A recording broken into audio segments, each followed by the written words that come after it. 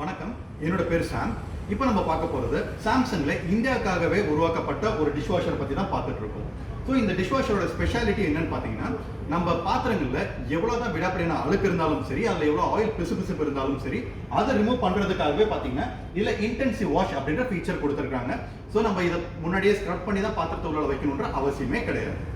At the same time நம்ம உள்ள வச்சிருக்க பாத்திரங்க சீக்கிரமா காயணுன்றதுக்காகவே இதுல இன்னொரு முக்கியமான ஃபீச்சர் கொடுத்திருக்காங்க. அதாவது ஆட்டோ ரிலீஸ் ட்ரையிங் அப்படின்ற ஃபீச்சர் கொடுத்திருக்காங்க.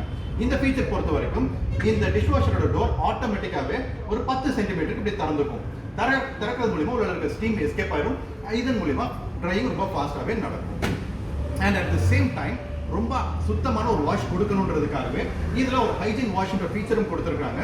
இது பாத்தீங்கன்னா உங்களுக்கு 99.999% வரைக்கும் கிருமிகளை அழிச்சு ஒரு சுத்தமான வாஷை கொடுக்குது.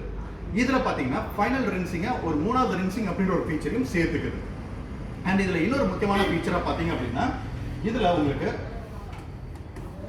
இந்த டப் பாத்தீங்கன்னா இது ரொம்ப சுத்தமா இருக்கிறதுக்காகவும் இதோட லைஃப் அதிகமா இருக்கிறதுக்காகவும் ஸ்டெயின்லெஸ் ஸ்டீல்ல கொடுத்துருக்காங்க.